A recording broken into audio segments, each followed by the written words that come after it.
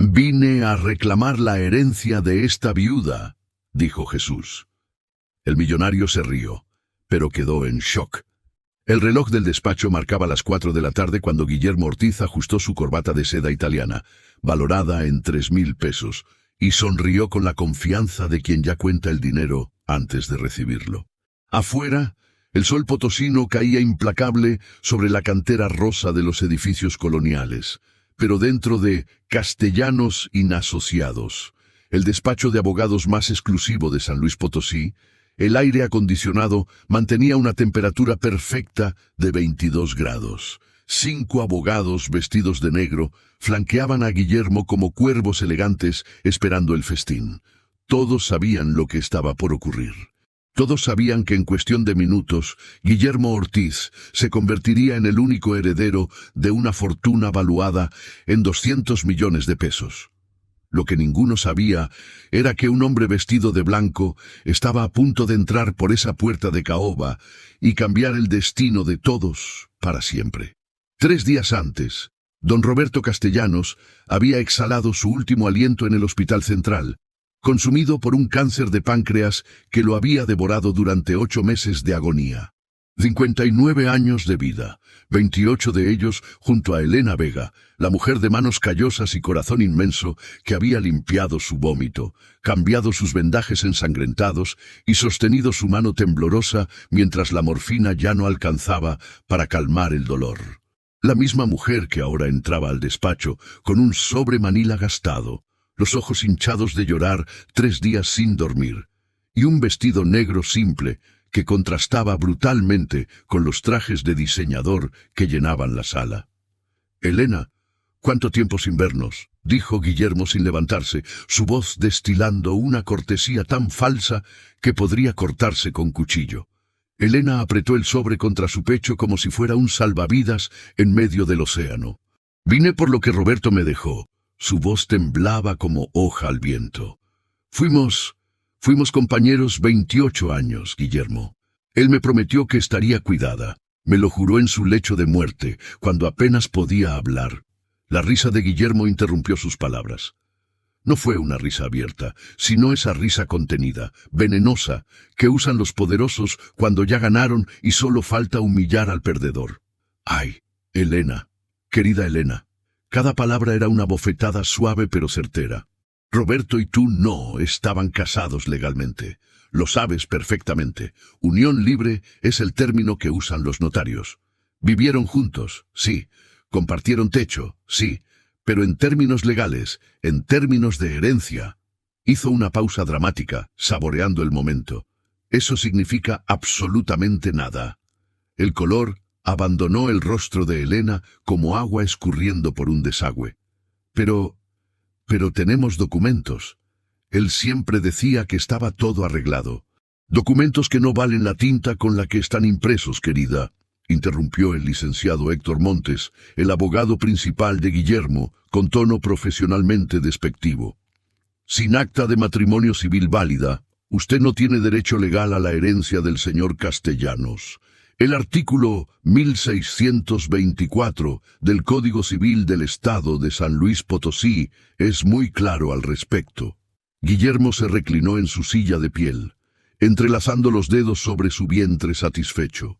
Roberto dejó todo, extendió las manos abarcando un universo imaginario, toda su fortuna de 200 millones de pesos a su único heredero consanguíneo legítimo, es decir, yo, su hermano, su sangre. Elena sintió que el piso se movía bajo sus pies.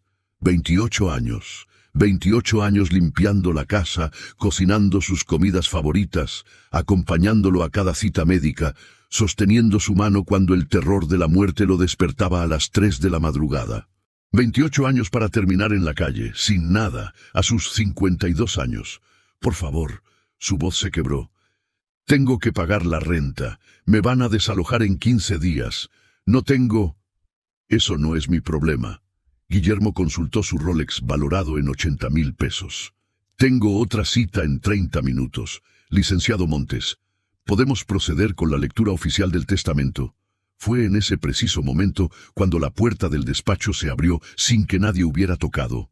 Un hombre entró con pasos seguros.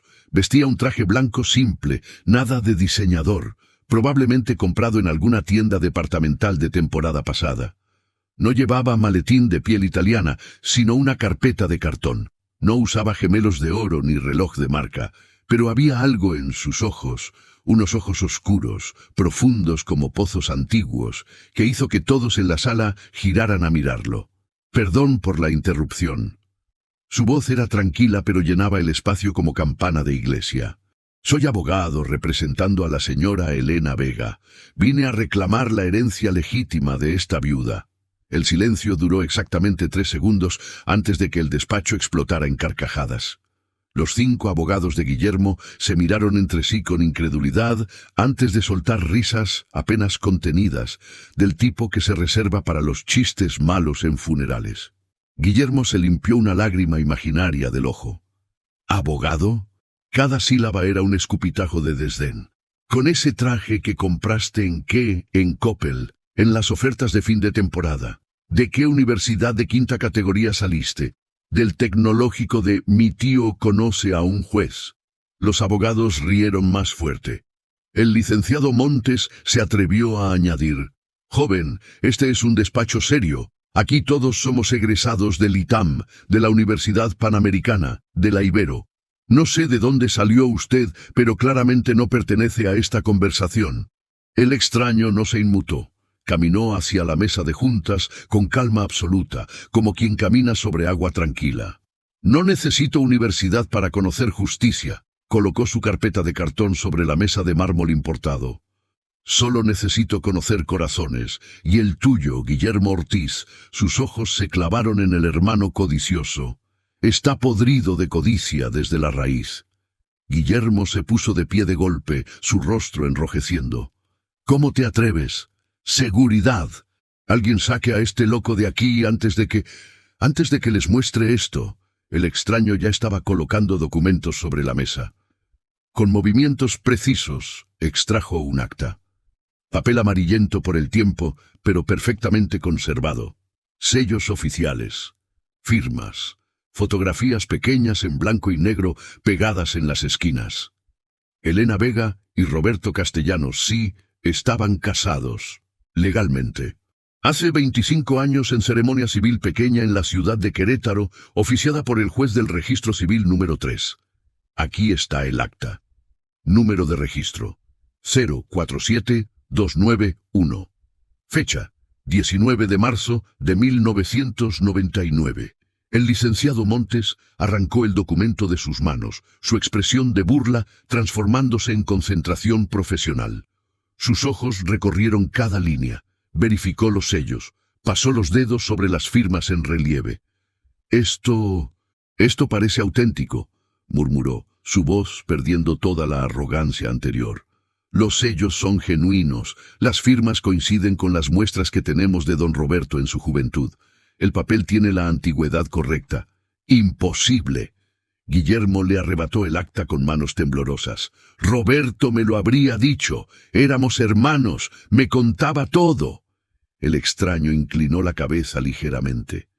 Te lo dijo. Hace exactamente 3 años. Un jueves por la tarde en el restaurante La Lonja del centro histórico. Pidieron cortes de carne. Tú pediste el rib eye de 450 gramos. Roberto pidió arrachera. Fue cuando te contó que Elena y él habían estado casados en secreto todo este tiempo, y te pidió, como hermano, que cuidaras de ella si algo le pasaba. Guillermo palideció. Solo él y Roberto habían estado en esa cena. Nadie más sabía de esa conversación. Dijiste que sí, continuó el extraño. Le prometiste a tu hermano moribundo que cuidarías de su viuda. Lo miraste a los ojos y le dijiste: Roberto, Elena es como mi hermana. Puedes irte en paz sabiendo que estará protegida. Pero mentiste, porque ese mismo día, al salir del restaurante, mientras Roberto vomitaba en el baño del hospital por la primera sesión de quimioterapia, tú ya estabas calculando cómo robarle su herencia. El silencio en el despacho ahora era diferente. Ya no era el silencio burlón del inicio. Era el silencio denso, pesado, que precede a las revelaciones que cambian vidas. Y hay más. El extraño abrió su laptop económica, claramente no una Mac. Roberto cambió su testamento hace 6 meses, cuando los médicos le dijeron que el cáncer ya estaba en estadio 4 y le quedaban máximo 8 meses de vida. En ese testamento nuevo, dejó 70% de su fortuna a Elena Vega de Castellanos, su esposa legítima de 25 años, y 30% a ti, Guillermo. Porque a pesar de conocer tu corazón, a pesar de saber que eras capaz de traicionarlo, aún te amaba como hermano. Los abogados de Guillermo se miraron entre sí nerviosos. El licenciado Montes carraspeó. Si existiera tal testamento, estaría en nuestros archivos. No hay registro porque tú, el extraño señaló directamente a Guillermo, sobornaste a Verónica Luna, la secretaria ejecutiva de tu hermano durante 12 años, con 100.000 pesos para destruir ese testamento nuevo y presentar el viejo. El testamento de hace 10 años, cuando Roberto aún no había descubierto la magnitud de tu codicia, cuando aún creía que eras el hermano que recordaba de su niñez. Guillermo se aferró al borde de la mesa. Eso es una acusación sin pruebas, pura difamación. Te voy a demandar por... El extraño presionó una tecla en su laptop. La voz de una mujer llenó el despacho a través de las bocinas. Una voz que todos reconocieron inmediatamente. Verónica Luna. Sí, Guillermo me pagó para destruir el testamento nuevo. Me transfirió 100.000 pesos a mi cuenta de Banorte, número de cuenta terminación 3278, el 22 de octubre. Me dijo que si alguien preguntaba, dijera que don Roberto nunca firmó ningún testamento nuevo, que estaba muy confundido por los medicamentos, que no estaba en su sano juicio. Me siento horrible por haberlo hecho. Don Roberto fue siempre bueno conmigo, pero mi hijo necesitaba cirugía y yo... Dios me perdone, yo acepté el dinero. La grabación continuó durante 2 minutos más. Verónica detallando fechas exactas, montos precisos, conversaciones palabra por palabra. Cuando terminó, el licenciado Montes y sus 4 colegas ya estaban recogiendo sus maletines. «Señor Ortiz», dijo Montes con voz profesionalmente neutral, «necesitamos hablar en privado, ahora». Pero Guillermo ya no escuchaba. Estaba mirando fijamente al extraño de blanco, su cerebro procesando algo que no quería aceptar. ¿Quién eres tú realmente? No eres abogado de oficio, no eres investigador privado. ¿Cómo sabes todas estas cosas? ¿Cómo supiste de esa cena hace 3 años? ¿Cómo conseguiste esa grabación?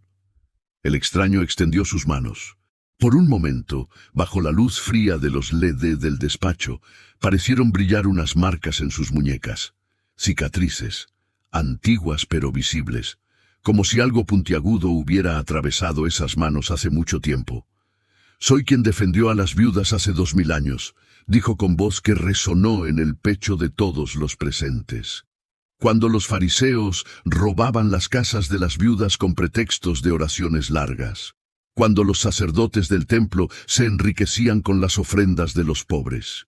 Y sigo defendiéndolas hoy, porque en Lucas 20 versículos 46 y 47 está escrito: «Guardaos de los escribas que gustan de andar con ropas largas y aman las salutaciones en las plazas y las primeras sillas en las sinagogas y los primeros asientos en las cenas, que devoran las casas de las viudas y por pretexto hacen largas oraciones.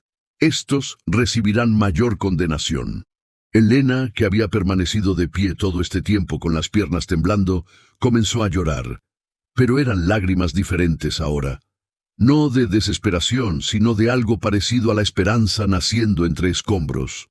El extraño se volvió hacia ella con una ternura que contrastaba brutalmente con la dureza de su mirada cuando se dirigía a Guillermo. «Elena Vega de Castellanos, durante 28 años limpiaste, cocinaste, cuidaste.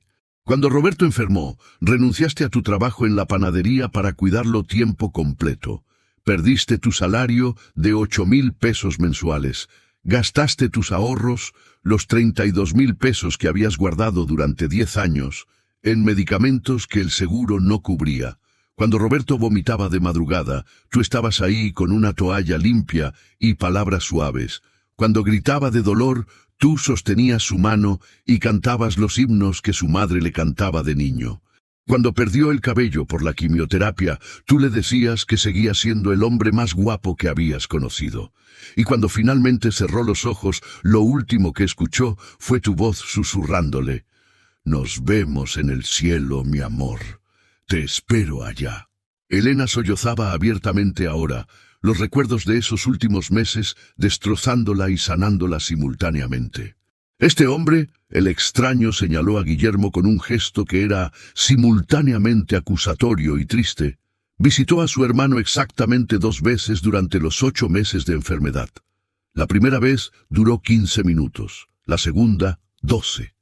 Ambas veces preguntó cuánto tiempo le quedaba de vida, nunca preguntó cómo se sentía, nunca ofreció ayuda con gastos médicos, nunca dijo: «Te amo, hermano». Solo quería saber cuándo podría empezar a contar su dinero. Guillermo abrió la boca para defenderse, pero no salieron palabras. El extraño continuó, su voz adquiriendo un tono que hacía temblar los vidrios de las ventanas. En Santiago 5 versículos 1 al 6 está escrito: «Vamos ahora, ricos, llorad y aullad por las miserias que os vendrán. Vuestras riquezas están podridas y vuestras ropas están comidas de polilla. Vuestro oro y plata están enmohecidos, y su moho testificará contra vosotros, y devorará del todo vuestras carnes como fuego. Habéis acumulado tesoros para los días postreros. He aquí, clama el jornal de los obreros que han cosechado vuestras tierras, el cual por engaño no les ha sido pagado por vosotros, y los clamores de los que habían segado han entrado en los oídos del Señor de los ejércitos». El despacho parecía haberse enfriado 10 grados. Uno de los abogados de Guillermo, el más joven, apenas egresado, se santiguó involuntariamente. «Elena clamó a mí», continuó el extraño, «en las noches cuando no podía dormir preocupada por la renta, en las mañanas cuando abría el refrigerador vacío, en las tardes cuando el propietario tocaba a su puerta exigiendo los 8,000 pesos que debe de 2 meses. Sus lágrimas subieron a mi presencia. Sus oraciones atravesaron los cielos, y vine». Se volvió hacia Guillermo con ojos que parecían ver a través de él, dentro de él, hasta lo más oscuro de su corazón. «Tienes una oportunidad, ahora, en este momento. Acepta el 30% que Roberto generosamente te dejó en su testamento nuevo. Son 60 millones de pesos, Guillermo. 60 millones. Suficiente para vivir el resto de tu vida con lujos. Suficiente para tus hijos y los hijos de tus hijos. Pide perdón a Elena por intentar robarle lo que legítimamente le corresponde. Compensa a Verónica Luna por hacerla cómplice de tu crimen contra tu propio hermano moribundo. Y vive el resto de tus días con algo de dignidad y algo de paz». Guillermo sudaba profusamente ahora. Su cerebro calculaba frenéticamente: 30% de 200 millones, 60 millones. Seguía siendo una fortuna inmensa. Podría vivir como rey. Pero su codicia gritaba más fuerte que su razón. «¡No!». Se puso de pie, tirando la silla hacia atrás. «¡Todo es mío! Soy hermano de sangre. Elena no es nada. Solo era su criada con beneficios. Esta farsa de matrimonio es obviamente un fraude. Nadie se casa en secreto durante 25 años. Pelearé esto hasta el Tribunal Supremo si es necesario. Tengo recursos, tengo los mejores abogados». Los 5 abogados en la sala bajaron la mirada simultáneamente. El extraño cerró sus ojos con un dolor tan profundo que era casi tangible. «¿Entonces elegiste?».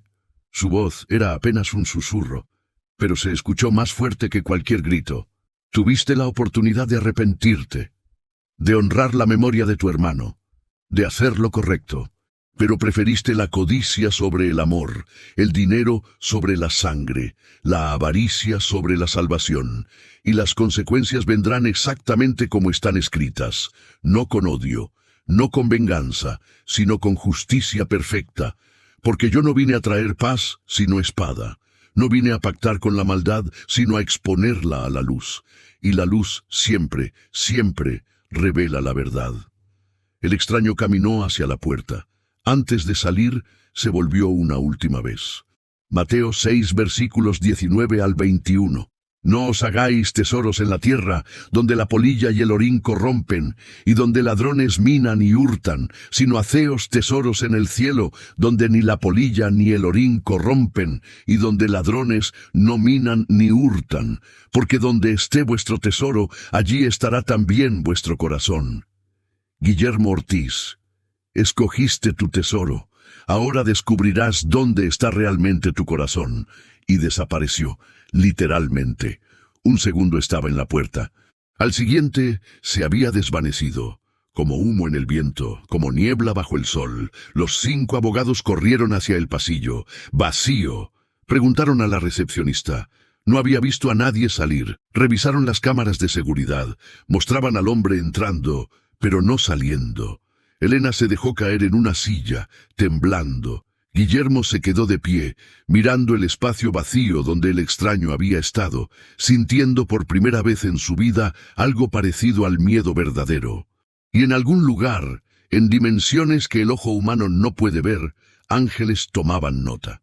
Porque una oportunidad había sido ofrecida, y una oportunidad había sido rechazada, y el juicio estaba por comenzar. Si esta historia ha tocado tu corazón, si alguna vez has sentido que la injusticia iba a vencerte, pero Dios intervino en el último momento, deja tu testimonio en los comentarios. No estás solo en tu lucha. Dios ve cada lágrima, cada traición que has sufrido, cada vez que alguien intentó robarte lo que te pertenecía. Él es defensor de viudas, huérfanos y despojados, y sigue peleando batallas hoy. Amigos, antes de continuar con esta historia que sé que está tocando sus corazones, quiero pedirles un favor enorme. Si están disfrutando este contenido, si estas historias de fe los están bendiciendo, ayúdenme a cumplir un sueño, llegar a 50,000 suscriptores antes de esta Navidad. Cada suscripción es un voto de confianza, es decirme, sigue contando estas historias que nos dan esperanza. Dense un segundo para darle like a este video, y en los comentarios díganme desde qué ciudad nos están viendo y si les están gustando nuestras historias. Los leo todos. Su apoyo significa el mundo para mí. Ahora sí, continuemos con lo que pasó después de que aquel abogado desapareciera misteriosamente del despacho. Guillermo Ortiz no durmió esa noche. Tendido en su cama king size de sábanas egipcias de 1200 hilos, en su penthouse del 6º piso de la Lomas Residencial, el desarrollo más exclusivo de San Luis Potosí, miraba el techo mientras las luces de la ciudad parpadeaban a través de los ventanales de piso a techo. Su esposa Mariana roncaba suavemente a su lado, ignorante de la tormenta que se avecinaba. En la mesa de noche, su Rolex marcaba las 3:14 de la madrugada. No podía sacarse de la cabeza esas manos. Esas cicatrices en las muñecas del extraño, como si clavos antiguos hubieran atravesado esa carne hace mucho tiempo. Soy quien defendió a las viudas hace 2000 años. No, susurró Guillermo en la oscuridad. No, es un truco. Un ilusionista bien entrenado. Alguien que Elena contrató para asustarme. Probablemente ese matrimonio es falso. La grabación de Verónica, manipulada. Todo es una elaborada estafa. Pero incluso mientras lo decía, sabía que mentía. Porque nadie podía saber sobre esa cena hace 3 años. Nadie excepto él y Roberto estaba muerto. A las 6 de la mañana, Guillermo ya estaba en su estudio, marcando números frenéticamente. Licenciado Montes, necesito que contrate al mejor perito forense de documentos del país. Ese acta de matrimonio es falsa. Tiene que serlo. Señor Ortiz. La voz del abogado sonaba cansada, profesionalmente distante. Ya hice que mis asociados la examinaran anoche. Es auténtica. El papel tiene 25 años de antigüedad verificables. Los sellos coinciden con los que usaba el Registro Civil de Querétaro en 1999. Las firmas son genuinas. Incluso encontramos el registro en la base de datos del Estado. Está todo legal. Entonces, hay que impugnarlo por vicio de consentimiento. Mi hermano estaba claramente confundido cuando... Tenía 34 años cuando se casó, señor Ortiz. Estaba en perfecto estado mental. No hay bases legales para... ¡Encuentra bases!, gritó Guillermo. ¡Para eso te pago! 300,000 pesos al mes no son para que me digas que no se puede. Hubo una pausa larga al otro lado de la línea. Señor Ortiz, necesito informarle que mi despacho ya no puede representarlo en este caso. Tenemos conflicto de intereses y además... ¿Además qué? Además no queremos estar asociados con lo que está a punto de destaparse. Buenos días. Clic. Guillermo miró el teléfono con incredulidad. Montes renunciando, el abogado más caro de San Luis Potosí, el tiburón legal que nunca había perdido un caso. Marcó al segundo abogado, al tercero, al cuarto, todos con la misma respuesta. Lo sentimos, señor Ortiz, pero no podemos representarlo. Al quinto, el más joven, le preguntó directamente, ¿por qué? ¿Por qué todos me están abandonando? El joven abogado vaciló antes de responder. Porque lo que vi ayer en ese despacho... Señor Ortiz, yo soy católico. Fui a escuela jesuita. Y lo que vi ayer no fue un truco de magia. Ese hombre, cuando extendió sus manos, vi las cicatrices y cuando habló, sentí como si cada palabra fuera pesada en una balanza que yo no podía ver. No quiero estar del lado equivocado de esa balanza. Perdóneme. Clic. Guillermo lanzó el teléfono contra la pared. Se hizo añicos, la pantalla explotando en 1000 pedazos de cristal templado. ¡Cobardes!, masculló. Todos son unos cobardes supersticiosos. Pero 3 días después ya no los llamaba cobardes. Tocaron a su puerta a las 7 de la mañana. No era el cartero, no era el repartidor de Amazon. Eran 2 agentes de la Fiscalía General del Estado acompañados de un notario. ¿Guillermo Ortiz Castellanos? Sí. ¿Qué pasa? Orden de congelación de activos emitida por el juez tercero de lo civil. Se le investiga por presunto fraude procesal y cohecho. Todos sus bienes quedan congelados hasta que concluya la investigación. Le entregaron una carpeta gruesa. Guillermo la abrió con manos temblorosas. Dentro estaba la denuncia completa presentada por Elena Vega de Castellanos. Y adjunto, el testimonio jurado de Verónica Luna, confesando el soborno, con comprobantes bancarios, con capturas de pantalla de mensajes de WhatsApp entre ella y Guillermo negociando el precio del silencio, con grabaciones de llamadas. Esto es inadmisible como prueba, balbuceó Guillermo. Se necesita orden judicial para grabar conversaciones privadas. Ella misma grabó las conversaciones. Señor, explicó el agente sin emoción. Es perfectamente legal grabar una conversación en la que usted mismo participa. Tiene 30 días para presentar su defensa. Se fueron. Guillermo cerró la puerta y se recargó contra ella, sintiendo como si el piso bajo sus pies se convirtiera en arenas movedizas. Su esposa Mariana bajó las escaleras en bata de seda. ¿Quiénes eran, amor? ¿Pasa algo? Nada, mintió automáticamente. Solo... asuntos de la herencia de Roberto. Todo está bajo control, pero nada estaba bajo control. El día 7, después de la reunión en el despacho, Guillermo recibió la llamada de su contador. Señor Ortiz, hay un problema grave. La auditoría interna de las empresas de su hermano detectó irregularidades. ¿Qué tipo de irregularidades? Transferencias no autorizadas.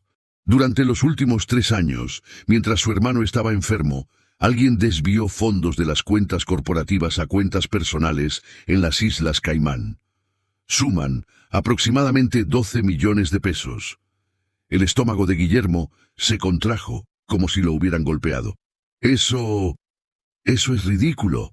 ¿Quién haría algo así? Las transferencias se hicieron con su firma digital, señor Ortiz, y desde su computadora personal. El rastro digital es inequívoco. Guillermo colgó sin despedirse.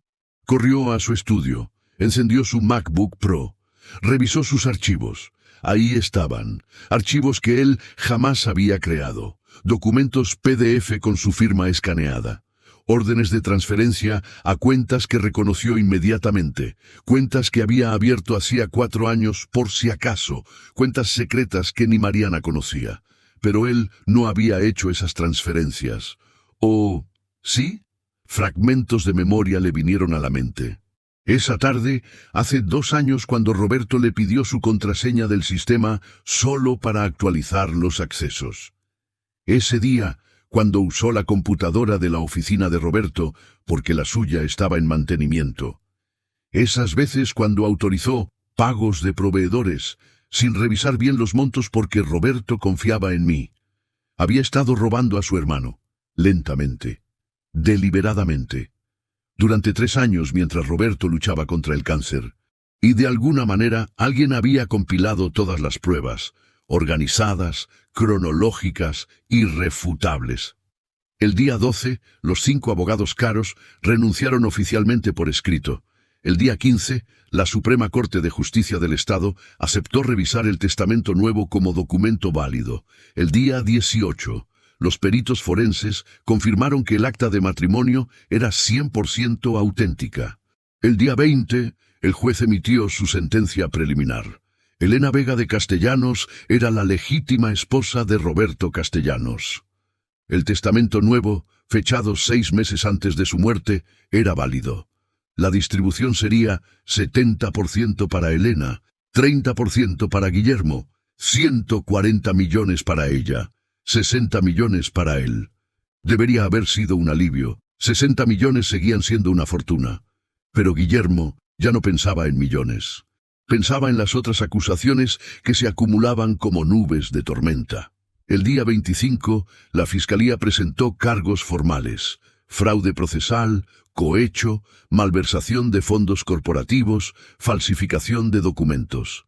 Cada cargo llevaba de 2 a 8 años de prisión. El día 28, el juez revisó las pruebas. Verónica Luna testificó personalmente, llorando, contando cada detalle del soborno. Mostró los mensajes de WhatsApp donde Guillermo le prometía que nadie se enteraría jamás. Mostró el comprobante de la transferencia de 100,000 pesos. Mostró el recibo del hospital donde usó ese dinero para la cirugía de cadera de su hijo de 16 años. «Me arrepiento todos los días», dijo Verónica con la voz quebrada. «Don Roberto fue bueno conmigo durante 12 años. Me dio trabajo cuando nadie más lo haría, siendo madre soltera. Me dio aguinaldos generosos. Me regaló mi primer coche cuando cumplí 10 años trabajando con él. Y yo no pudo continuar sollozando abiertamente. Lo traicioné cuando más vulnerable estaba. Que Dios me perdone, pero no puedo vivir con esta mentira. Señor juez, hice lo que hice. Merezco castigo». El juez la miró con una mezcla de compasión y firmeza. «Señora Luna, su confesión voluntaria y su cooperación con las autoridades serán tomadas en cuenta. Reciba condena suspendida de 2 años con libertad condicional. Debe pagar restitución de los 100,000 pesos en mensualidades durante 5 años. Y cumplir 200 horas de servicio comunitario. ¿Acepta estos términos?» «Sí, señor juez, los acepto». Luego el juez se volvió hacia Guillermo. «Señor Guillermo Ortiz Castellanos, las pruebas contra usted son abrumadoras. Conspiración para defraudar a heredero legítimo, cohecho de testigo, malversación de fondos durante enfermedad terminal de su hermano. El fiscal está pidiendo 8 años de prisión. Pero antes de dictar sentencia, ¿tiene algo que decir en su defensa?» Guillermo se puso de pie. Durante 30 días había ensayado este momento. Durante 30 días había preparado argumentos legales, tecnicismos, apelaciones a la razonabilidad. Pero cuando abrió la boca, lo que salió fue: «Merezco más que 8 años». El silencio llenó la sala. «Disculpe», preguntó el juez. «Merezco más que 8 años», repitió Guillermo, su voz monótona. «Porque no solo robé dinero, robé tiempo. Los últimos meses de vida de mi hermano, cuando debí estar a su lado, yo estaba calculando cómo robarle a su viuda. Cuando agonizaba en el hospital, yo estaba transfiriendo fondos a cuentas secretas. Cuando murió, lo primero que sentí fue alivio. No porque descansara de su sufrimiento, sino porque finalmente podría cobrar». Elena, sentada en la primera fila, lloraba en silencio. «Soy peor que ladrón», continuó Guillermo, «porque un ladrón roba a extraños. Yo robé a mi hermano, a mi sangre, al hombre que me enseñó a andar en bicicleta cuando tenía 6 años, que pagó mis estudios universitarios cuando papá murió, que me dio trabajo en su empresa cuando quebré mi negocio, que me amó hasta su último aliento a pesar de saber quién era yo realmente. Se volvió hacia Elena. Y intenté robarle a usted, mujer que lo amó cuando estaba sano y cuando estaba enfermo, que le limpió cuando no podía limpiarse solo, que le cantó cuando el dolor era insoportable, que le dio dignidad en su muerte. Intenté dejarla en la calle, sin nada, a sus 52 años, después de 28 años de dedicación. Las lágrimas corrían por el rostro de Guillermo ahora. Hace 30 días, un hombre me ofreció una oportunidad. Me dijo que podía aceptar los 60 millones y pedir perdón. Pero mi codicia era tan profunda que preferí arriesgarlo todo por tenerlo todo. Y ahora, miró sus manos. Ahora no tengo nada, ni dinero, ni libertad, ni dignidad, ni paz. Señor Ortiz, el juez se inclinó hacia adelante. ¿Está usted declarándose culpable de todos los cargos? Sí, su señoría. Culpable. De todo. No quiero apelaciones, no quiero tecnicismos, solo quiero... Su voz se quebró. Solo quiero que el dolor que causé termine. No puedo reparar lo que destruí, pero al menos puedo dejar de destruir. El juez tomó notas. Luego dictó, en vista de su confesión completa y voluntaria, en vista de que admite responsabilidad sin coerción, la sentencia es 5 años de prisión sin reducción de condena. Restitución completa de los 12 millones desviados más intereses. Y debido a que el fraude fue ejecutado contra heredero legítimo bajo el artículo 1332 del Código Civil, pierde todo derecho a herencia, ni los 60 millones del 30%, ni un peso. Elena Vega de Castellanos recibe la totalidad de los 200 millones de pesos como única heredera legítima del finado Roberto Castellanos. ¡Bang! El mazo cayó. Guillermo cerró los ojos. 60 millones se habían convertido en 0. 5 años de libertad se habían convertido en 5 años de celda. Cuando abrió los ojos, vio a Elena mirándolo. No con odio, no con satisfacción, sino con algo que parecía... ¿tristeza? Ella se puso de pie, caminó hacia él. Los guardias se tensaron, pero el juez hizo un gesto de permitirlo. Elena se detuvo frente a Guillermo. Por un momento, ninguno habló. Luego, ella dijo suavemente, Roberto te amaba, hasta el final, a pesar de todo. Me hizo prometerle que si algo te pasaba, yo cuidaría de tus hijos, de Guillermo Jr. y de Sofía, porque no son responsables de tus errores. Extendió un sobre. Aquí está el fideicomiso que establecí para su educación universitaria. 50,000 pesos anuales para cada uno hasta que terminen sus carreras. No por ti, sino porque Roberto habría querido que tuvieran oportunidades que tú desperdiciaste. Guillermo tomó el sobre con manos temblorosas. Yo no merezco... No, interrumpió Elena. No mereces, pero la gracia nunca se trata de merecer. Se trata de que alguien pague el precio que tú no puedes pagar. Roberto pagó ese precio con su perdón. Ahora yo lo pago con este fideicomiso. No por ti, por la memoria del hombre que amé. Los guardias se acercaron. Era hora de trasladar a Guillermo a prisión preventiva. Cuando lo esposaron, Guillermo miró una última vez hacia atrás, hacia el lugar donde el hombre de blanco había estado 30 días atrás. Y por un segundo, solo un segundo, creyó ver una figura en las sombras al fondo de la sala, vestida de blanco, con ojos que atravesaban el alma. Luego parpadeó, y la figura se había ido. Pero las palabras quedaron flotando en su mente como eco eterno. Tuviste una oportunidad. Una. ¿Alguna vez has visto a alguien poderoso, alguien que parecía intocable, caer por su propia codicia? ¿Has sido testigo de cómo la justicia divina trabaja en formas que ningún abogado humano podría lograr? Cuéntame en los comentarios. ¿Crees que Guillermo merece perdón o merece su castigo? Esta pregunta divide a la gente, y quiero saber tu opinión honesta. ¿Hay redención para alguien así? El Centro de Readaptación Social de San Luis Potosí, mejor conocido como El Potosino, no es el peor penal de México, pero tampoco es el Hilton. Guillermo llegó un martes de febrero, con las manos esposadas y el alma más encadenada aún. Le asignaron el número de interno 3247. Le raparon el cabello que antes peinaba con gel italiano de 300 pesos el frasco. Le quitaron su reloj Rolex, que quedó en un sobre de papel manila junto con sus gemelos de oro y su cartera de piel, y le dieron un uniforme naranja talla grande que le quedaba chico. Celda 8x2, compartida con otros 3 internos, literas de metal oxidado, un baño sin puerta, una ventana con barrotes que daba a un patio de cemento donde el sol caía implacable 9 meses al año. Los primeros días, Guillermo no comió. No por protesta, sino porque su estómago, acostumbrado a cortes importados y vinos de reserva, rechazaba el frijol aguado y las tortillas duras del penal.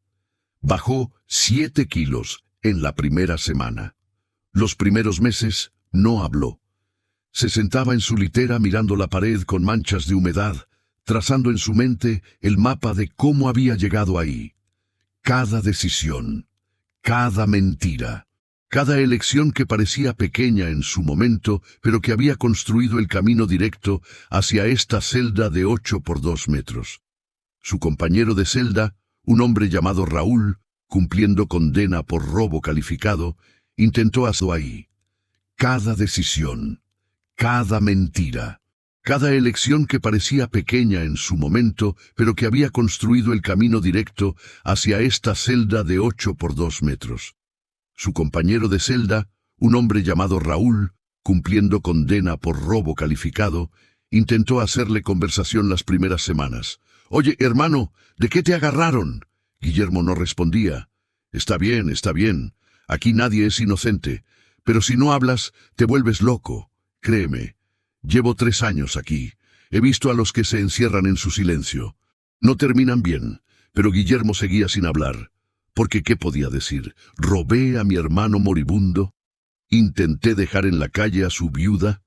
¿Perdí 200 millones por codicia? Las palabras eran cenizas en su boca. Pero el día 97 algo cambió.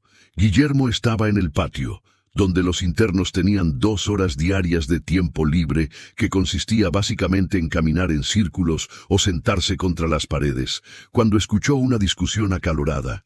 Un grupo de 5 internos rodeaba a un hombre mayor, quizás de 65 años, delgado, con cicatrices viejas en los brazos.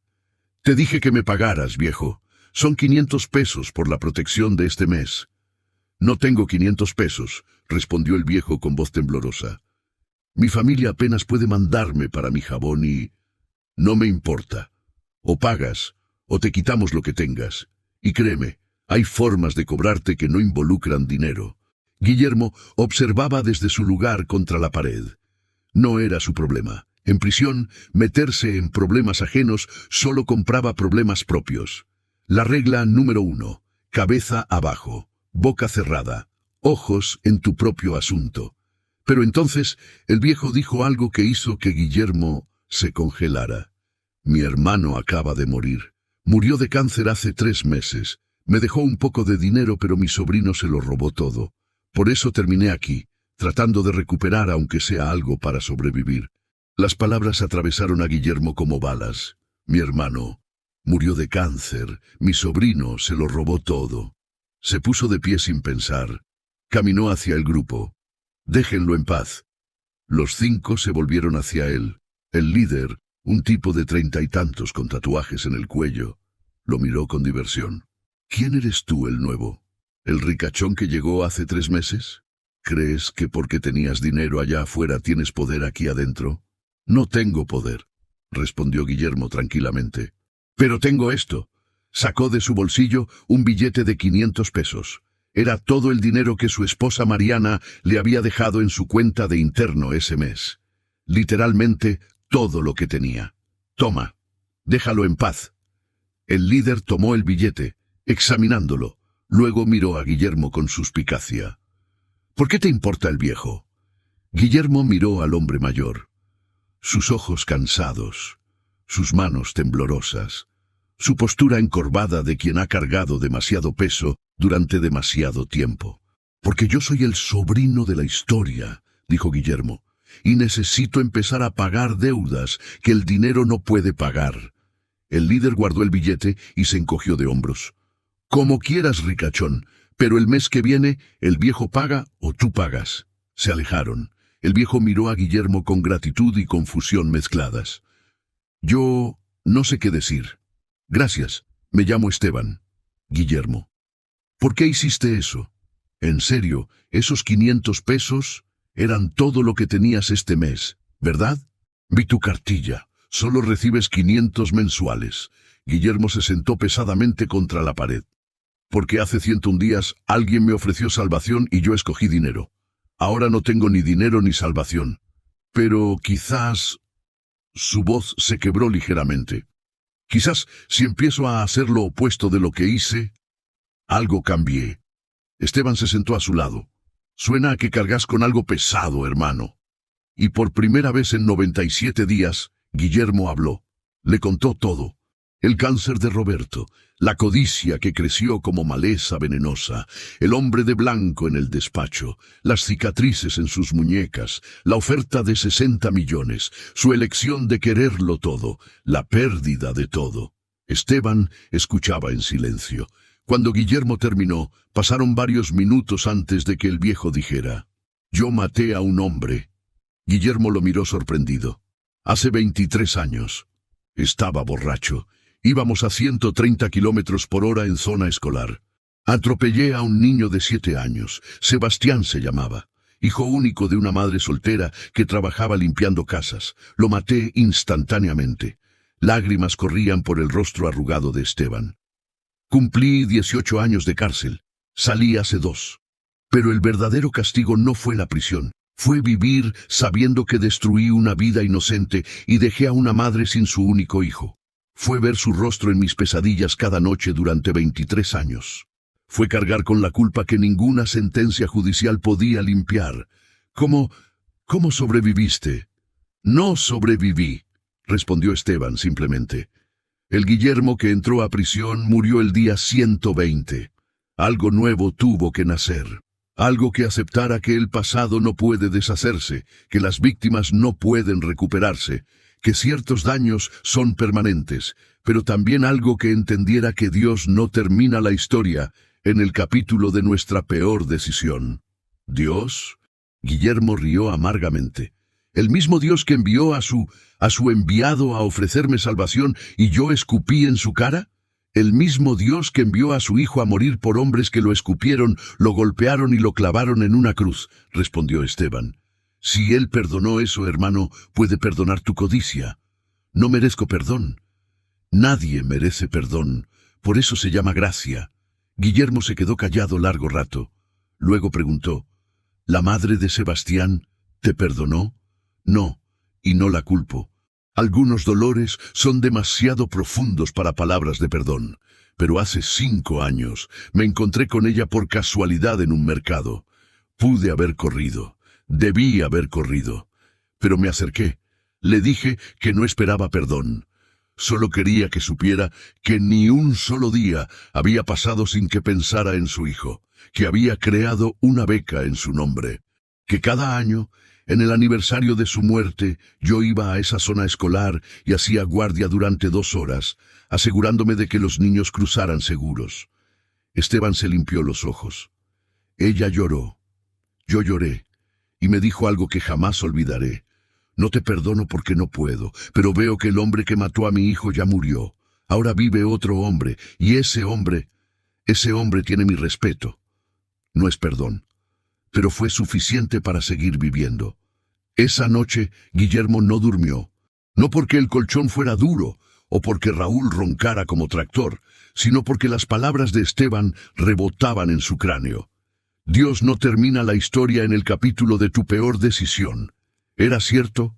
El hombre de blanco había dicho: «Esta es tu última visita mía en esta vida. Próxima vez que me veas será cuando cada rodilla se doble». ¿Significaba eso que ya no había esperanza? ¿Que la puerta se había cerrado permanentemente? ¿O significaba que no habría más visitas especiales, no más abogados misteriosos apareciendo en despachos? Pero que la puerta del arrepentimiento verdadero seguía abierta si Guillermo escogía atravesarla. Al día 105, Guillermo comenzó a asistir a la capilla del penal, no porque fuera religioso, no porque buscara puntos para liberación temprana, sino porque necesitaba respuestas que su mente no podía dar. El capellán era un sacerdote jesuita de 60 años llamado Padre Tomás. Alto, delgado, con arrugas profundas que hablaban de décadas escuchando las confesiones más oscuras del alma humana. La primera vez que Guillermo se acercó después del servicio, el Padre Tomás lo saludó con calidez genuina. «Bienvenido, hijo. Primera vez que te veo por aquí. Primera vez que vengo. ¿Qué te trae?» Guillermo no supo cómo responder sin sonar loco. «Un hombre que creo era Jesús me ofreció salvación y lo rechacé. Quiero saber si aún hay esperanza después de rechazar a Dios cara a cara». En cambio dijo, ¿puede Dios perdonar a alguien que tuvo la oportunidad perfecta de arrepentirse y escogió no hacerlo? El Padre Tomás lo miró con ojos que veían más de lo que Guillermo decía. Pedro negó a Cristo 3 veces, en su cara, después de prometer que moriría por él. ¿Sabes qué hizo Jesús después de resucitar? Lo buscó, le preparó desayuno, le dio 3 oportunidades de afirmar su amor, una por cada negación. ¿Por qué? Porque Dios no es contador de oportunidades perdidas, es creador de oportunidades nuevas. Pero hay un límite, ¿no? Tiene que haberlo. Eventualmente la paciencia de Dios se acaba. La paciencia de Dios dura mientras tu corazón late, respondió el Padre Tomás. Cuando das tu último aliento, ahí se acaba la oportunidad. Pero hasta ese momento, hijo, hasta ese último aliento, la puerta está abierta. Segunda de Pedro 3, versículo 9. El Señor no retarda su promesa, según algunos la tienen por tardanza, sino que es paciente para con nosotros, no queriendo que ninguno perezca, sino que todos procedan al arrepentimiento. Guillermo sintió algo extraño en su pecho, como si una piedra que había estado ahí durante meses comenzara a agrietarse. ¿Y si el arrepentimiento no cambia las consecuencias? Voy a estar aquí 4 años más. Elena no recuperará los meses de angustia que le causé. Roberto está muerto y nunca podré pedirle perdón. ¿De qué sirve arrepentirse si el daño es permanente? El Padre Tomás sonrió tristemente. El arrepentimiento no borra consecuencias, las enfrenta. El ladrón arrepentido en la cruz junto a Jesús no bajó de la cruz, murió ahí, pero murió perdonado. Las consecuencias permanecen, la culpa no tiene que hacerlo. Durante los siguientes meses, Guillermo cambió, no dramáticamente, no con luces celestiales ni voces audibles, sino lentamente, como un amanecer que al principio casi no se nota, pero que eventualmente transforma la noche en día. Empezó a compartir su comida con Esteban, que recibía aún menos dinero que él. Comenzó a ayudar a otros internos a escribir cartas para sus familias. Muchos eran analfabetos funcionales. Organizó un grupo de estudio para quienes querían terminar la secundaria. Y cada noche, en su litera, mientras Raúl roncaba y los ruidos del penal retumbaban en los pasillos, Guillermo oraba. No oraciones bonitas, no palabras ensayadas, sino la oración más cruda que un alma puede ofrecer. Dios, si aún me escuchas después de lo que hice, no pido que cambies mi sentencia, no pido riqueza, no pido que Elena me perdone, solo pido que cuando muera, dentro de 40 años o mañana, no tenga que enfrentar a Roberto con las manos vacías. Dame tiempo para construir algo bueno sobre las ruinas que dejé. No por mérito, por misericordia. Y una noche del año 2 de su sentencia, Guillermo soñó. Soñó que estaba de nuevo en el despacho. Pero esta vez, cuando el hombre de blanco entraba, Guillermo se arrodillaba inmediatamente. «Acepto», decía en el sueño, «los 60 millones. El perdón a Elena, todo. Acepto tu oferta». Y el hombre de blanco sonreía con una tristeza infinita. Esa oferta era para el Guillermo de hace 2 años, para el hombre que aún tenía elección. Tú eres diferente ahora, has perdido todo. Has sufrido consecuencias. Has comenzado a cambiar no porque te ofrecieron recompensa, sino porque descubriste vacío. Esa transformación vale más que 60 millones.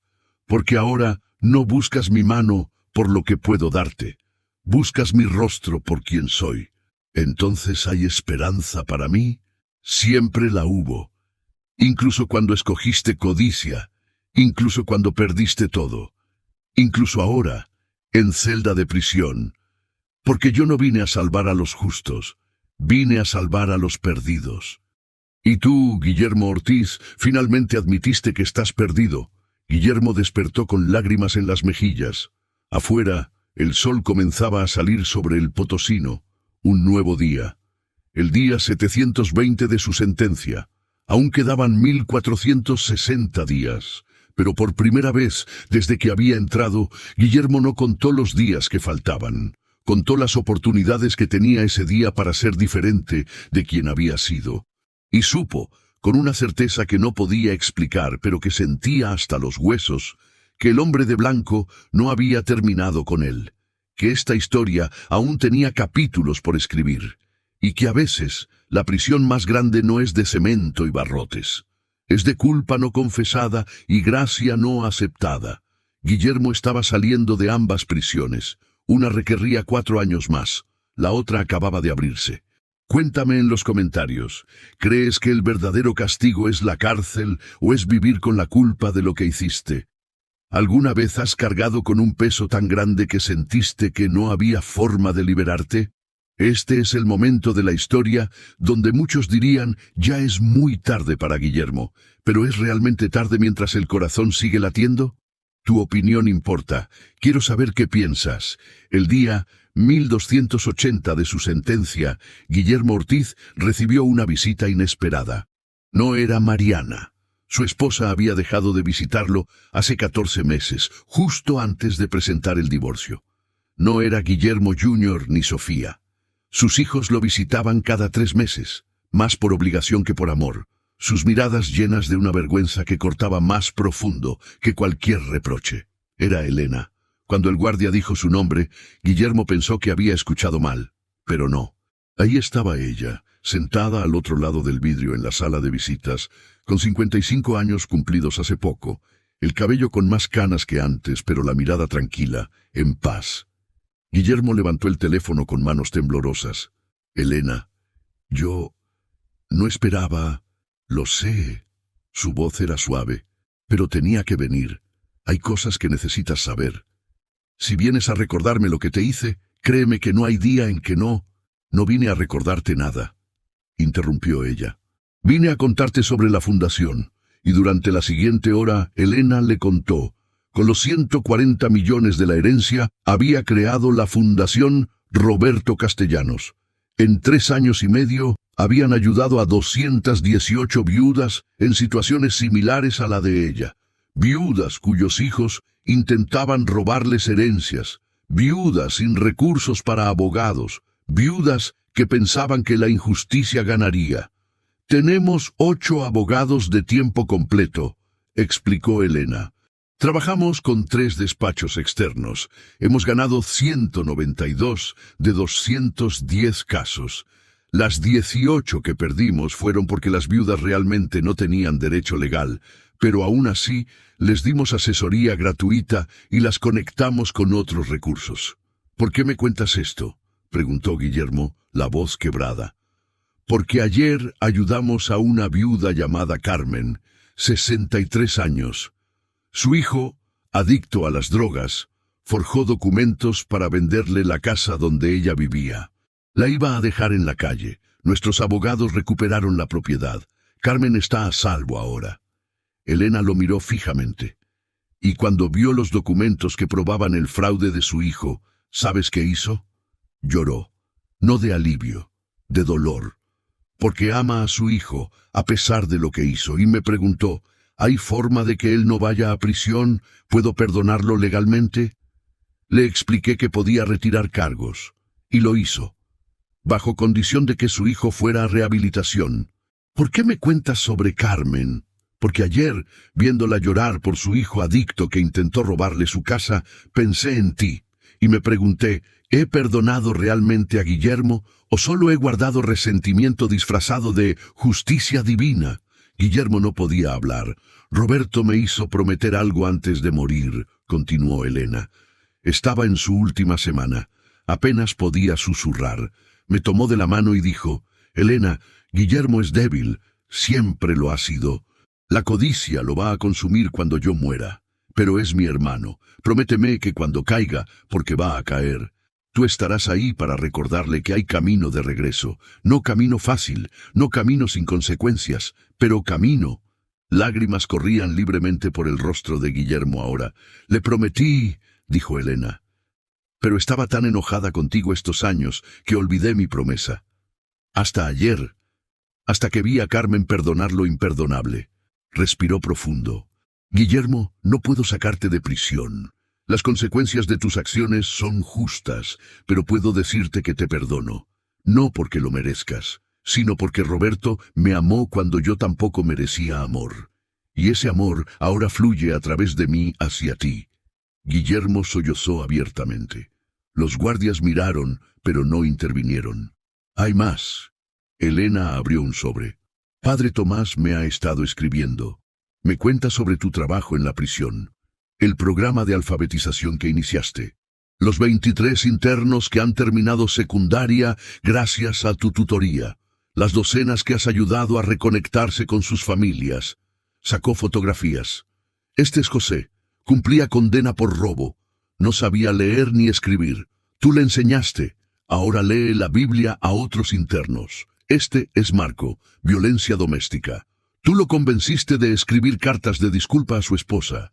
Ella no lo ha perdonado, pero él dice que tu ejemplo le mostró que intentar es mejor que rendirse. Elena, todo eso no compensa lo que te hice. No, acordó ella, nunca compensará. El pasado permanece, pero el presente puede ser diferente. Y el futuro, sonrió ligeramente, el futuro tiene posibilidades. ¿Qué quieres decir? Sales en 18 meses con buena conducta. Padre Tomás dice que calificas. ¿Has pensado qué harás? No tengo nada. Sin dinero. Sin familia que me reciba. Sin reputación.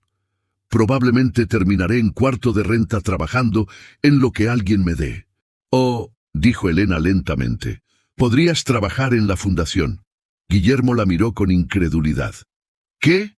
Necesitamos a alguien que hable con familias donde hay conflictos de herencia, alguien que haya estado en ambos lados, alguien que pueda decirles, yo escogí codicia, aquí es donde me llevó, no cometan mi error. Pagaríamos salario modesto, 12,000 pesos al mes, suficiente para vivir con dignidad, pero no lujos. ¿Por qué harías esto? Porque la Fundación Roberto Castellanos no solo ayuda a víctimas, ayuda a victimarios a convertirse en algo más. Y porque creo que Roberto estaría de acuerdo. Guillermo cerró los ojos. Cuando los abrió, preguntó, ¿cómo era mi hermano en sus últimos días? La verdad, no lo que me dije a mí mismo para dormir de noche. Elena tomó aire lentamente. Sufría, terriblemente, pero nunca se quejó. Oraba mucho, por ti, especialmente. Incluso cuando yo le contaba que sospechaba que estabas desviando fondos, él decía, Guillermo tiene miedo. El miedo hace que la gente haga cosas terribles. Pero el amor es más fuerte que el miedo. Solo necesita encontrar ese amor. Murió creyendo que lo encontrarías. No lo encontré a tiempo. Encontraste algo mejor, respondió Elena.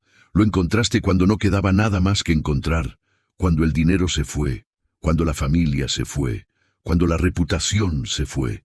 Entonces, con las manos vacías, finalmente pudiste ver lo que siempre estuvo ahí. Gracia, la visita terminó. Pero antes de irse, Elena dijo una cosa más. El abogado de blanco, el que apareció en el despacho. ¿Supiste quién era? Creo que sí. Pero suena loco decirlo en voz alta. No es loco. Elena sonrió suavemente. Volvió, 3 veces más. Guillermo se inclinó hacia adelante. ¿Qué? La primera vez fue un año después del juicio. Una viuda llamada Patricia vino a la fundación. Su cuñado le había robado todo usando poderes notariales falsos. Nuestros abogados dijeron que el caso era imposible. Las firmas parecían auténticas. Pero ese día apareció un abogado externo ofreciendo ayuda pro bono. Vestía de blanco. Tenía marcas en las muñecas. Ganó el caso en 2 semanas, presentando evidencia que ningún investigador humano podría haber encontrado. Cuando Patricia quiso agradecerle con pago, él dijo, no cobro, solo defiendo viudas. Es lo que he hecho durante 2000 años. La segunda vez, continuó Elena, fue hace 8 meses, viuda llamada Lucía. Su hermano vendió la casa familiar mientras ella estaba en el hospital recuperándose de cáncer. El mismo abogado apareció, misma ropa blanca, mismas cicatrices, recuperó la casa, desapareció sin cobrar. Y la tercera vez fue hace 2 semanas, viuda llamada Rosa. Déjame adivinar, interrumpió Guillermo.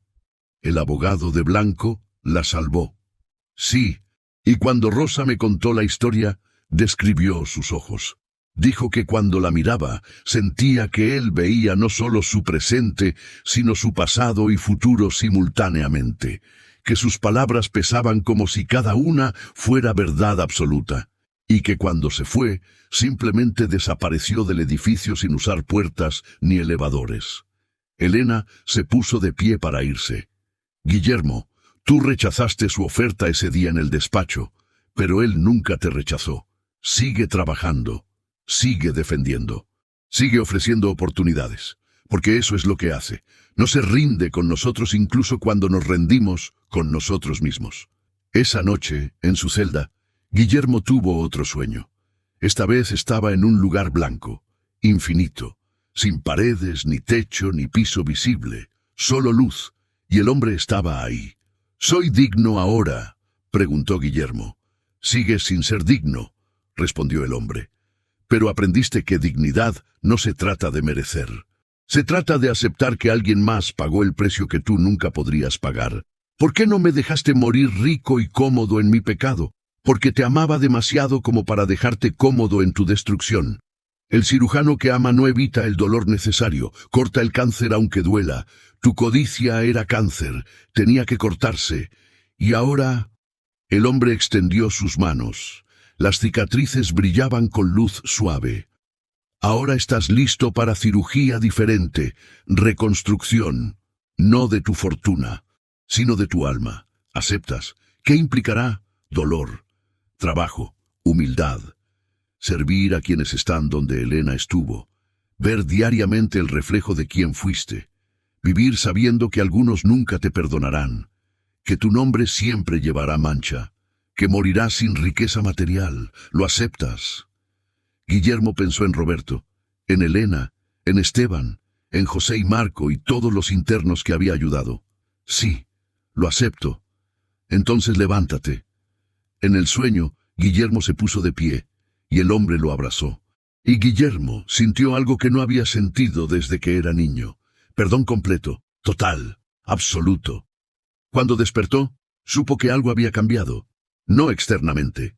Seguía en celda de prisión. Seguía teniendo 18 meses por cumplir. Seguía sin dinero, sin familia, sin futuro aparente.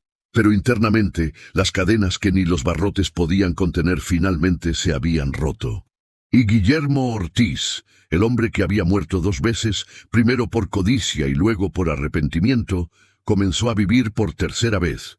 Esta vez no como el rico, no como el condenado, sino como el redimido. Aquí está la pregunta que divide a los creyentes. ¿Puede alguien que rechazó a Dios cara a cara recibir una segunda oportunidad? Algunos dirán que Guillermo tuvo su oportunidad y la desperdició. Otros dirán que mientras hay vida, hay esperanza. ¿Dónde te paras tú en este debate? ¿Has rechazado alguna vez una oportunidad de Dios y sentido que era demasiado tarde? Cuéntame. Esta historia toca algo profundo, y necesito saber tu perspectiva. 18 meses después, un miércoles de septiembre, Guillermo Ortiz caminó hacia las puertas del Potosino por última vez. Llevaba una bolsa de lona con sus posesiones, 3 mudas de ropa donadas por la fundación, una Biblia gastada que Padre Tomás le había regalado y 72 cartas de internos agradeciéndole por su ayuda. Nada más. Afuera, Elena esperaba en su Honda Civic 2012. No un auto lujoso, a pesar de que podía costear cualquier vehículo que quisiera. Ella había aprendido que el lujo no llena vacíos del alma. ¿Listo?, preguntó cuando Guillermo subió al coche. Tan listo como puedo estar. Condujeron en silencio durante 15 minutos. Finalmente, Elena habló. Tu departamento está en la colonia Himno Nacional. Un dormitorio, cocina pequeña, baño completo. Renta de 4.000 pesos mensuales ya pagada por los primeros 3 meses hasta que recibas tu primer salario completo. Amueblado básico, cama, mesa, 2 sillas, estufa. Nada lujoso, pero es más de lo que merezco, interrumpió Guillermo. Elena, nunca podré. Ya basta. Ella lo miró firmemente. Si vas a trabajar ayudando a familias en conflicto, necesitas dejar de flagelarte. Sí, hiciste cosas terribles. Sí, las consecuencias fueron justas. Pero ahora vives algo nuevo. Acepta la gracia con la misma honestidad con que aceptaste el castigo. Llegaron al edificio. 4º piso, sin elevador. Departamento 14. 50 metros cuadrados que para alguien que había dormido 1826 días en celda compartida parecían un palacio. Elena le entregó las llaves. Mañana a las 9 en punto en la oficina de la fundación. Te presentaré al equipo. Tu trabajo será coordinador de mediación familiar. Hablarás con las familias antes de que lleguen a pleitos legales. Intentarás resolver conflictos sin abogados cuando sea posible. ¿Y si no me escuchan? Entonces les contarás tu historia, respondió Elena, y aprenderán que las herencias de dinero son temporales. Pero las herencias de relaciones rotas duran generaciones. La primera semana en libertad fue extraña. Guillermo despertaba a las 6 de la mañana, hora de conteo en prisión, solo para recordar que ya no había rejas. Caminaba al supermercado y tenía que contenerse de pedir permiso para entrar. Veía policías y sentía pánico irracional, aunque no había hecho nada malo. Pero lentamente, el mundo exterior dejó de sentirse como territorio enemigo. Su primer caso en la fundación llegó el lunes de su segunda semana. Familia Mendoza. Padre acababa de morir. 3 hijos. Alberto de 42 años, Patricia de 38 y Miguel de 32. El padre había dejado la casa familiar, valuada en 3 millones de pesos, a la madre, Rosa, de 68 años. Pero Alberto quería venderla para dividir el dinero. Rosa quería quedarse a vivir ahí. Es mi casa, argumentaba Alberto en la sala de mediación. Crecí ahí. Tengo derecho a mi parte. Tu padre se la dejó a mamá, replicaba Patricia. Ella tiene derecho a vivir en paz. Paz que cuesta 3 millones que podríamos dividir, insistió Miguel. Rosa, sentada entre sus hijos, lloraba calladamente. Guillermo escuchó durante 20 minutos, luego levantó la mano. ¿Puedo contarles una historia? Los 3 hermanos lo miraron con impaciencia, pero Elena asintió. Y Guillermo contó todo. Su hermano Roberto, el cáncer, la codicia, el hombre de blanco, los 60 millones ofrecidos, su elección de quererlo todo, la pérdida de todo, 5 años en prisión, el perdón de Elena, y finalmente, estar sentado ahí. Cuando salí de prisión hace 4 meses, concluyó, sabía que había perdido una fortuna de 200 millones. Pero lo que realmente perdí fue incalculable. La oportunidad de despedirme de mi hermano con dignidad, de decirle que lo amaba, de honrar su memoria con acciones en lugar de profanarla con codicia. Y eso, su voz se quebró ligeramente. Eso no tiene precio en pesos, ni en millones, ni en todo el oro del mundo. Miró directamente a Alberto. Tu madre tiene 68 años. Estadísticamente, probablemente vivirá otros 15, quizás 20 años, si Dios quiere. Esos años los puede pasar en la casa donde crió a sus hijos, donde tiene recuerdos de su esposo, donde se siente segura, o puede pasarlos en departamento alquilado, mientras ustedes dividen 3 millones entre 3, recibiendo cada uno 1 millón que gastarán en 3 años y olvidarán en 5. Pero cuando ella muera, y todos moriremos eventualmente, ustedes heredarán esa casa de todas formas. La diferencia es que si esperan, la heredarán con su bendición, con su gratitud, con su amor. Si la fuerzan a vender ahora, la heredarán con su resentimiento, con lágrimas, con relación rota que ningún dinero podrá reparar. El silencio llenó la sala. Alberto carraspeó. Pero necesito dinero para el negocio que quiero abrir. ¿Cuánto necesitas?, preguntó Elena. 500.000 para empezar. La fundación puede ofrecerte préstamos sin intereses, dijo Elena. Pagas en 5 años, sin cargos adicionales. Si tu negocio funciona, pagas. Si no, trabajamos plan de pago que puedas manejar, pero tu madre se queda en su casa. Alberto miró a Rosa. Realmente la miró, quizás por primera vez desde que el padre había muerto. Vio las lágrimas silenciosas, las manos temblorosas, el miedo en sus ojos de perder no solo la casa, sino a sus hijos. Está bien, dijo finalmente. Mamá se queda en la casa. Yo acepto el préstamo. Patricia exhaló con alivio. Miguel asintió en acuerdo. Y Rosa abrazó a sus 3 hijos, llorando ahora de gratitud. Después de que se fueron, Elena le dijo a Guillermo: «Buen trabajo. Solo les conté la verdad». Exactamente. La verdad que aprendiste con dolor puede ahorrarle a otros ese mismo dolor. Ese es el don que ahora tienes, sabiduría comprada con sufrimiento. Y es herencia más valiosa que cualquier cuenta bancaria. Los meses siguientes trajeron más casos. Cada semana, Guillermo mediaba entre 3 o 4 familias al borde de guerra legal. No ganaba todos los casos. Algunas familias estaban demasiado rotas, demasiado enojadas, demasiado cegadas por codicia para escuchar razón. Pero en las que sí ganaba, veía reflejado el milagro que Elena le había dado. Perdón inmerecido que genera vida nueva. 9 meses después de salir de prisión, Guillermo recibió llamada de Guillermo Jr., su hijo. «Papá, ¿podemos hablar?». Se encontraron en Café Neutral. Su hijo, ahora de 25 años, estudiando arquitectura con la beca que Elena había establecido, lo miró con una mezcla de dolor y curiosidad. «He estado siguiendo tu trabajo en la fundación», comenzó Guillermo Jr. «Mamá me contó. Dice que has cambiado realmente». «He intentado». «¿Por qué?». La pregunta salió con dolor crudo. «Porque no pudiste ser ese hombre cuando vivías con nosotros, cuando tenías todo, cuando podías haberme enseñado con ejemplo, en lugar de avergonzarme con escándalo». Guillermo respiró profundo. «Porque entonces tenía todo, menos lo único que importaba. Estaba lleno de mí mismo. No había espacio para Dios, para humildad, para amor verdadero. Necesitaba ser vaciado completamente, de dinero, de orgullo, de ilusiones, antes de que pudiera llenarse con algo real. ¿Y Sofía y yo?».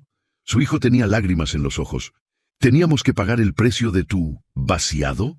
«No», admitió Guillermo. «Ustedes no debían pagar ese precio, pero lo pagaron de todas formas, porque mis decisiones no solo me afectaron a mí, destruyeron confianza, rompieron familia, les robaron padre durante años cruciales, y eso, su propia voz se quebró. Eso es parte de la deuda que nunca podré pagar completamente. Solo puedo pedirte perdón y vivir el resto de mis días demostrando que el hombre que avergonzó tu apellido está muerto. Y que el hombre sentado frente a ti, aunque lleve el mismo nombre, es diferente». Guillermo Jr. guardó silencio largo rato. Luego dijo: «Sofía se casa en junio. Pregunta si querrías ir, no como padre que la entrega. Eso lo hará el papá de su novio, que sí estuvo presente, pero como invitado, como familia distante. Dice que sería importante para ella que estuvieras, pero solo si has cambiado realmente. ¿Y tú? ¿Qué dices tú?». Su hijo lo miró con honestidad brutal. «Digo que te odié durante 5 años, que cada vez que alguien preguntaba sobre ti, yo decía que estabas muerto, que deseé 1000 veces que realmente lo estuvieras para no cargar la vergüenza de tu apellido. Pero también digo que…». Vaciló. «Que Elena me llamó hace 2 semanas. Me contó sobre los Mendoza, sobre los García, sobre las 17 familias que has ayudado a no cometer tu error. Y me preguntó: ¿tu padre merece perdón?». Le dije que no, y ella respondió: «Tienes razón, no lo merece. Por eso se llama gracia». Se limpió los ojos. «No sé si puedo llamarte papá de nuevo. No sé si nuestra relación se puede reparar. Pero estoy dispuesto a intentar conocer al hombre en quien te convertiste, no al hombre que fuiste». Guillermo extendió su mano temblorosa. Su hijo la miró un momento largo, luego la estrechó. No fue abrazo, no fue reconciliación completa, pero fue inicio. Semilla plantada en tierra que había sido quemada, pero que lentamente, dolorosamente, estaba comenzando a reverdecer. El día de la boda de Sofía, Guillermo llegó temprano. Vestía traje modesto comprado en tienda departamental, lo mejor que podía costear con su salario de 12,000 pesos mensuales. Se sentó en la última fila. No habló con nadie, a menos que le hablaran. No llamó atención. Pero cuando Sofía caminó hacia el altar del brazo del hombre que había sido más padre para ella que su propio padre biológico, y cuando ella miró hacia atrás buscándolo con los ojos, y cuando lo encontró en la última fila, y cuando sonrió ligeramente, no con amor incondicional, pero sí con reconocimiento de esfuerzo, Guillermo sintió algo que no había sentido en 8 años. Esperanza de que, aunque el pasado no puede cambiarse, el futuro aún puede escribirse diferente. Esa noche, de regreso en su departamento de 50 metros cuadrados, Guillermo se arrodilló junto a su cama. «Gracias», susurró a la oscuridad. «No por darme lo que quería, sino por quitarme todo para darme lo que necesitaba. No pedí esta vida, no escogí este camino, pero ahora, viviéndolo, veo que vale más que los 200 millones que perdí. Porque ese dinero habría comprado comodidad. Esta vida compra redención. Y en algún lugar, en dimensiones que el ojo humano no ve pero que el alma a veces percibe, el hombre de blanco sonrió. Porque hay herencias de dinero, y herencias de propiedades, y herencias de títulos y posiciones.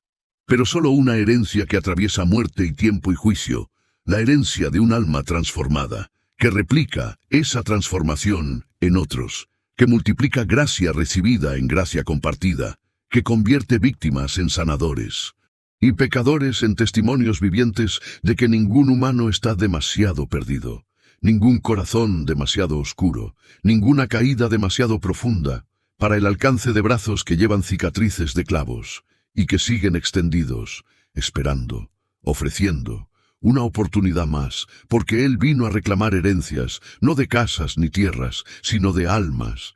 Y el día que Guillermo Ortiz, ladrón, traidor, condenado y finalmente redimido, cerró sus ojos por última vez, 42 años después, a los 103 años de edad, después de haber ayudado a más de 1,200 familias a evitar su error, después de haber visto a sus hijos y nietos y bisnietos llevar su apellido ya no con vergüenza, sino con respeto ganado lentamente.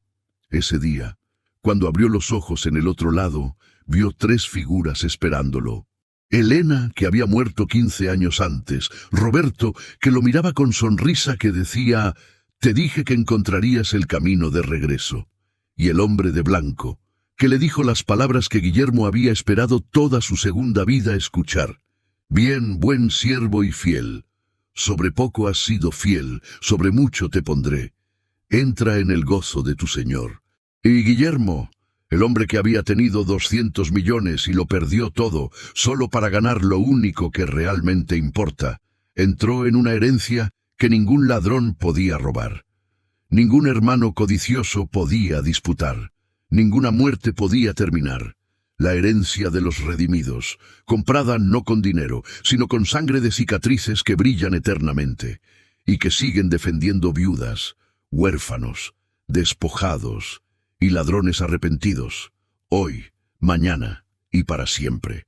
Esta es la pregunta final, la que más importa. ¿Vale la pena perderlo todo para ganar tu alma? Guillermo perdió 200 millones, 5 años en prisión, su familia, su reputación, todo, pero ganó redención. ¿Harías tú ese intercambio? ¿O crees que hay forma de tener ambas cosas, riqueza y salvación, sin sacrificio? Esta es la pregunta que cada uno de nosotros debe responder, y tu respuesta determina qué herencia dejarás. Cuéntame en los comentarios qué elegirías tú. Porque esta decisión, amigos, es la única que importa cuando todo lo demás se desvanece. Que Dios los bendiga y recuerden, mientras su corazón late, nunca es demasiado tarde para elegir la herencia correcta.